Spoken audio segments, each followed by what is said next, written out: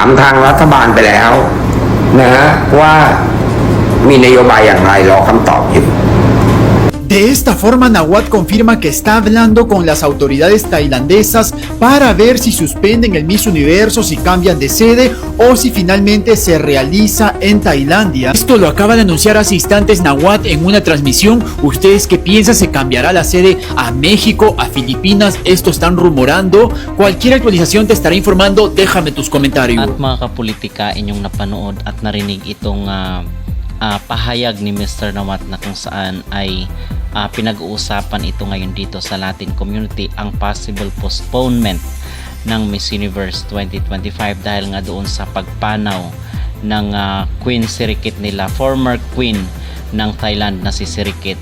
So nag-declare daw yung kailang government na 1 year of mourning dito sa sa kanilang pagpanaw ng kailang ex-queen. So ito ay makaapekto dito sa mga pageant, sa mga national national celebrations nila. So makakapekto ito mga kapolitika dahil sa 1 year mourning ng Thailand dahil nga dito sa sa pagpanaw ni Queen Sirikit. So yung maging reaction ko naman sana is kung magkakaroon ng changes, sana is yung location na lang or yung venue na lang ang palitan mga kapolitika kasi nakapag-prepare na ang lahat at sobrang excited na ng mga supporters dito sa maging laban ng kanya-kanyang manok sa Miss Universe.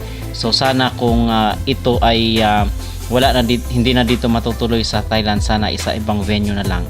Kung sa Pilipinas naman mga kapolitika is advantage yun kasi most probably yan is papasok tayo sa top 5 kasi ganoon naman pag home court advantage.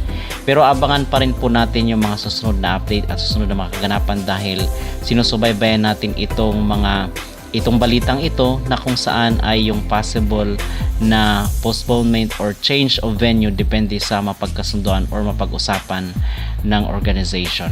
Okay? So yun nga ang pinakasariwang update dito pa rin sa posibilidad na maapektuhan ang Miss Universe 2025 dahil sa pagpanaw ng kailang former queen ng Thailand. So kung kayo ang tatanungin mga kapolitika, ano po ang inyong masasabi? Kayo po ba ay agree na i-change na lang yung venue or i-postpone ang Miss Universe 2025? Mag-comment down below at pagkalimutang mag-like at mag-subscribe na rin kayo para updated kayo sa ating mga latest issue.